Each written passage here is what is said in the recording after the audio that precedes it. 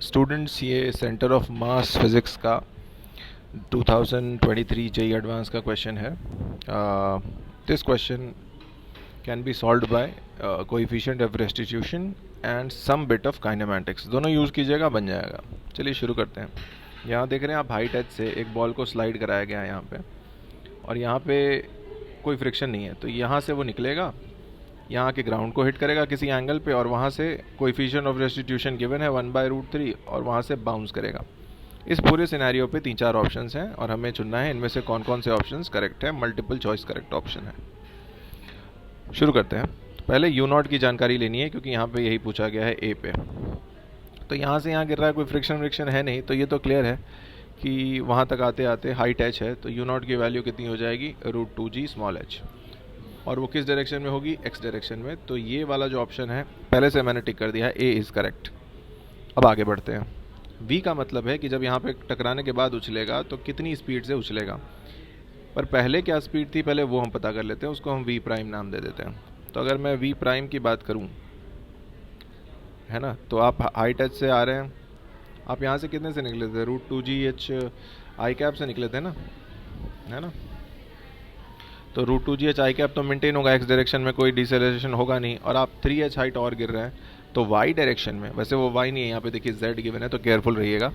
तो z direction में जब ये ग्राउंड को हिट कर रहा है, तो √2g 3h से माइनस के, क्योंकि वो नीचे की तरफ हिट मारेगा ना, उसकी स्पीड आते समय तो ऐसी होगी, तो एक कॉम्पोनेंट आई, एक कॉम्पोनेंट माइनस z, तो माइनस के लिख देता हूँ.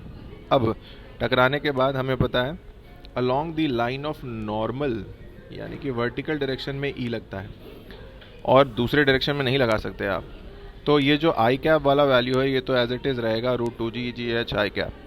पर टकराने के बाद ये वाली स्पीड जो है, जो कि माइनस z पे थी, इसमें मल्टीप्लाई हो जाएगा कोएफिशिएंट ऑफ रेस्टिट्यूशन, और अब ये माइनस के से प्लस के पे, क्योंकि ये बाउंस ऑफ होगा तो ऐसा होगा, तो x वाला कंपोनेंट ऐसा रहा, पर y वाला पॉजिटिव बन गया, तो इसमें प्लस के कैप लिखना पड़ेगा. मतलब मैं इसको थोड़ा सिंप्लीफाई कर देता हूँ आपके लिए. √2gh आई कैप तो है ही है, यहाँ पे भी √3 घट ही गए, आप देख रहे हैं ना कि ये √2gh के कैप भी होगा. तो ये ऑप्शन गलत हो गया, यहाँ पे माइनस देखिए z है, तो ये गलत है.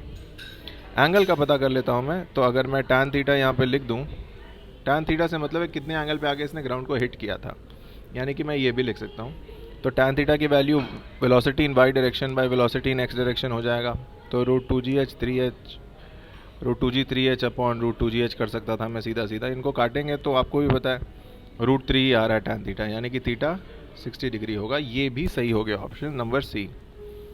कहानी को आगे बढ़ाते हुए, अब जब बाउंस हुआ तो मैक्सिमम कितनी हाइट तक जाएगा, एक बार वो देखते हैं, क्योंकि ऑप्शन नंबर 4 h1 से रिलेटेड है. h1 के लिए मुझे चाहिए इनिशियल वेलोसिटी इन y डायरेक्शन टकराने के बाद का square upon 2g, kinematic formula. y direction में स्पीड आपको पता है √2gh ही आई थी, तो इसका स्क्वायर 2gh अपॉन 2g, यानी कि h तक जाएगा बस. और d, ये जो रेंज थी, क्योंकि यहाँ पर d भी लिखा हुआ है, तो d कितना था, तो d तो निकले थे आप कितनी स्पीड से, √2gh से. वहाँ से हाफ प्रोजेक्टाइल क्या होता है, velocity in x direction into time of flight. Time of flight होता है √2 3h/g, √2h/g होता है, पर आप कितनी हाइट से गिर रहे हो, 3h से ना. तो velocity in x direction into time of flight जब आप करें, तो ये आप देख रहे हैं कि ये 2√3h आ रहा है.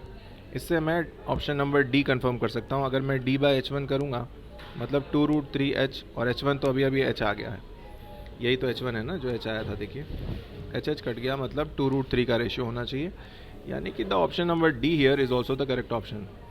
सो the answer to this question is A, C, D, all three correct. Only B is wrong.